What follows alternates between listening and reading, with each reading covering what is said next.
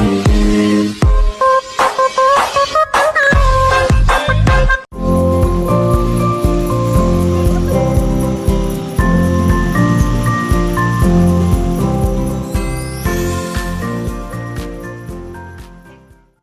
warahmatullahi wabarakatuh.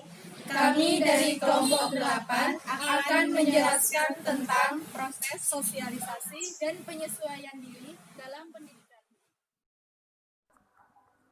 Proses sosialisasi. Sukanto menyatakan bahwa sosialisasi mencakup proses yang berkaitan dengan kegiatan individu-individu untuk mempelajari tertib sosial lingkungannya dan menyerasikan pola interaksi yang terwujud dalam konformitas, nonkonformitas, penghindaran diri, serta konflik. Kegiatan-kegiatan yang mencakup proses sosialisasi. Yang pertama ada belajar. Belajar adalah suatu perubahan yang relatif menetap dalam tingkah laku sebagai akibat dari pengalaman yang lalu. Yang kedua, penyesuaian diri dengan lingkungan. Penyesuaian diri merupakan kemampuan untuk merubah diri sesuai dengan lingkungannya atau sebaliknya, mengubah lingkungan sesuai dengan keadaan dirinya. Yang ketiga, pengalaman mental. Pengalaman seseorang akan membentuk suatu sikap pada diri seseorang di mana didahului oleh sikap terbentuknya suatu kebiasaan yang menimbulkan reaksi yang sama. Sosialisasi di sekolah. Sekolah memegang peranan penting dalam proses sosialisasi anak, walaupun sekolah merupakan hanya salah satu lembaga yang bertanggung jawab atas pendidikan. Anak mengalami perubahan sosial saat ia masuk sekolah. Di rumah, anak hanya bergaul dengan anggota keluarga ataupun anak-anak tetangga. Sekolah merupakan media sosialisasi yang lebih luas daripada keluarga. Sekolah mempunyai potensi yang pengaruhnya cukup besar dalam pembentukan sikap dan perilaku anak, serta mempersiapkannya untuk penguasaan peranan-peranan baru di kemudian hari tatkala anak atau orang tersebut tidak menggantungkan hidupnya pada orang tua atau keluarganya.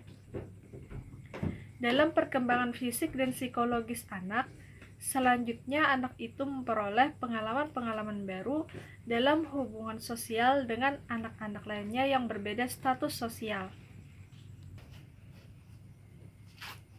Lambat laun, ia akan membebaskan diri dari ikatan rumah tangga untuk mencapai kedewasaan dalam hubungan sosialnya dengan masyarakat luas. Sosialisasi murid di sekolah dipengaruhi oleh yang pertama, iklim sosial di sekolah, kedua, adanya model bagi murid, dan ketiga, peranan murid seperti yang diharapkan. Penyesuaian diri. Penyesuaian diri adalah proses mengubah diri sendiri dengan norma atau tuntutan lingkungan di mana dia hidup agar dapat berhasil menghadapi kebutuhan-kebutuhan internal, ketegangan, frustasi, dan konflik sehingga tercapainya keharmonisan pada diri sendiri serta lingkungannya dan akhirnya dapat diterima oleh kelompok dan lingkungannya. Variasi penyesuaian diri terbagi menjadi beberapa komponen. Yang pertama, 1. Penyesuaian dengan dirinya sendiri. 2. Penyesuaian sosial. 3. Penyesuaian diri dengan pernikahan. 4. Penyesuaian diri dengan pekerjaan. Penyesuaian diri dipengaruhi oleh beberapa faktor. 1. Kondisi jasmania. 2. Perkembangan dan kematangan, terutama kematangan emosional. Keluarga dan sekolah. 5. Penentu kultural dan agama. Kriteria keberhasilan penyesuaian diri. Yang pertama, sempurna memenuhi kebutuhan tanpa melebihkan yang satu dengan mengurangi yang lainnya. Yang kedua, tidak mengganggu manusia lain dalam memenuhi kebutuhan yang sejenis. Misalnya dalam kelas, ada teman yang sedang mengerjakan tugas, dan kita ingin berbicara, selesaikan dulu dia mengerjakan tugas, baru kita berbicara dengannya. Yang ketiga, bertanggung jawab terhadap masyarakat dimanapun dia berada, misalnya saling tolong-menolong dalam hal positif, ikut dalam hal gotong royong, membantu orang yang sedang kesusahan. Kegagalan dalam penyesuaian diri ditandai dengan yang pertama, adanya rasa tidak puas yang dalam bentuk perasaan kecewa, gelisah, lesu, depresi, dan sebagainya. Yang kedua, kerja atau kegiatan yang dilakukan tidak efisien, misalnya siswa gagal dalam pelajaran di sekolah.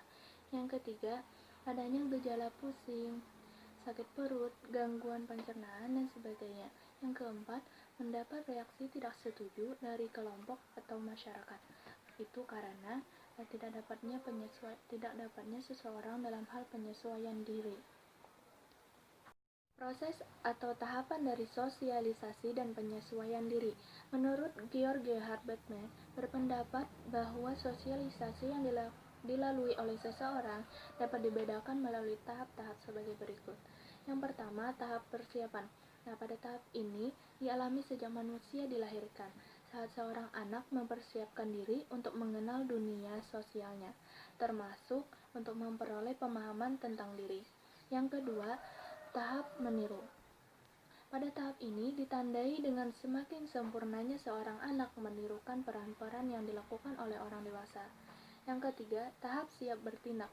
Pada tahap ini, yang dilakukan seorang mulai berkurang dan digantikan oleh peran yang secara langsung dimainkan sendiri dengan penuh kesadaran.